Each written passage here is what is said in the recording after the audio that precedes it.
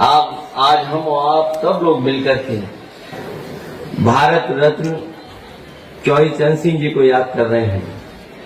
और साथ ही साथ मैं बधाई देना चाहता हूं, धन्यवाद भी देना चाहता हूं कि जिस संस्था को नेताजी ने और आप सब ने मिलकर के इस ऊंचाई तक पहुंचाया, वहीं पर नेताजी की प्रतिमा का भी लगाने का आपने काम किया है।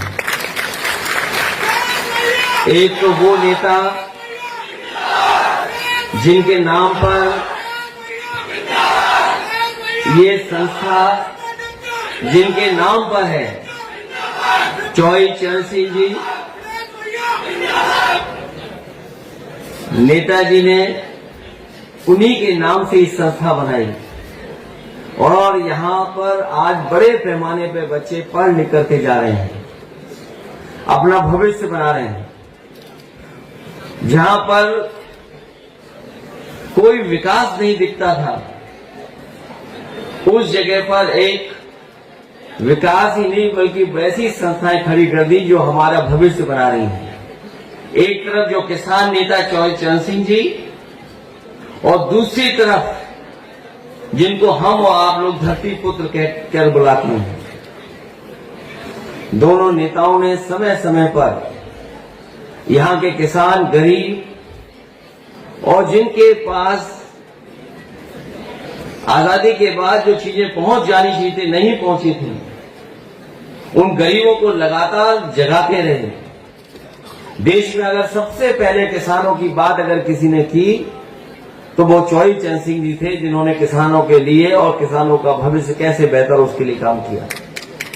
और नेताजी भी उन्हीं के साथ काम करते करते, उनके साथ सीखते सीखते किसानों की आवाज को वहां तक पहुंचाया और देश की राजनीति में एक बहुत बड़ी भूमिका निभाने का काम किया। यहां हम जितने लोग बैठे हैं सबने नेताजी को देखा है, नेताजी को बढ़ते हुए देखा, आगे बढ़ाया उनको। ये हमारी और आपकी जिम्मेदारी बनती है कि उनकी जो समाजवादी विचारधारा की विरासत है जो हमें और आपको मिली, उसको और ऊंचाई तक हम लोग पहुंचाने का काम करें। उससे पहले कई वक्ताओं ने बहुत बड़ी बड़ी बातें रखी है आपके बीच में। मैं उन सब से अपने आप को जोड़ता हुआ, आप सब जानते हैं तमाम राजनीतिक दल हैं, लेकिन इकलौती समाजवादी पार्टी वो पार्टी है जिसके नाम में ही समाजवाद है, जो प्रेम्बल में हमारा समाजवाद है वो हमारी पार्टी का नाम है। देश में कोई और दूसरा दल नहीं है।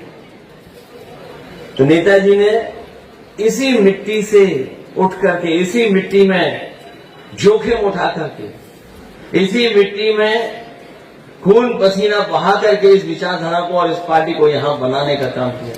मुझे याद है पिछले चुनाव में जिस समय आह्वान हुआ कि हमारी पार्टी आगे बढ़े, मैं धन्यवाद देना चाहता हूं उत्तर प्रदेश की जनता का, जिन्होंने समाजवादी विचारधारा को और हमारे गठबंधन को सबसे ज्यादा वोट देकर के सबसे बड़ी पार्टी उत्तर प्रदेश में बनाने का काम किया। क्योंकि बहुत सारे हमारे कवि 1-1.5 घंटे से आगे होंगे। जब मैं आया इस हॉल में तभी मैंने देखा कि हमारे सभी कवि लोग यहाँ पर मौजूद थे, क्योंकि उनको बहुत लंबा कहना भी है।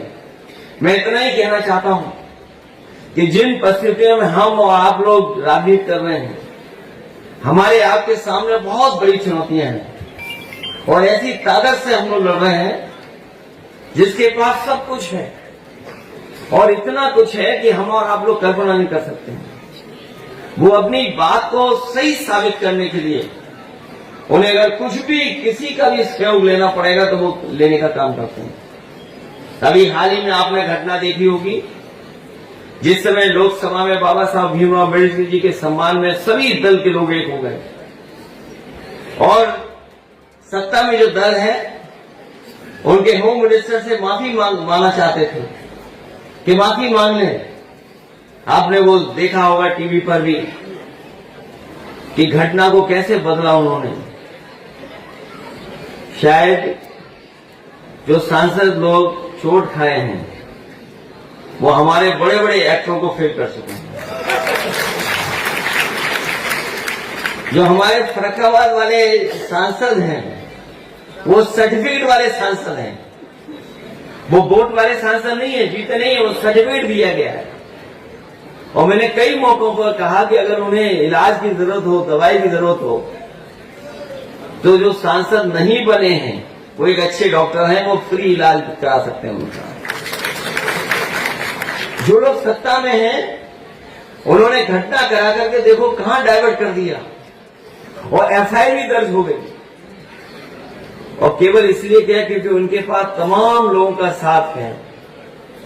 हमारे मीडिया के साथी भी कभी कभी सच इसलिए दिखाते हैं कि सोशल मीडिया है उनके आसपास, कि अगर ये नहीं दिखाएंगे तो सोशल मीडिया में वो बात चली जाएगी। कहीं न कहीं प्रेस की भी क्रेडिबिलिटी का सवाल खड़ा हो गया है। जिसे सच्चाई बतानी है, सच बताना है, वो भी आज सरकार के साथ खड़े हुए दिखाई दे रहे हैं। मैं एक ही बात कहना चाहता हूं, जो सत्ता में होता है वही तानाशाह होता है।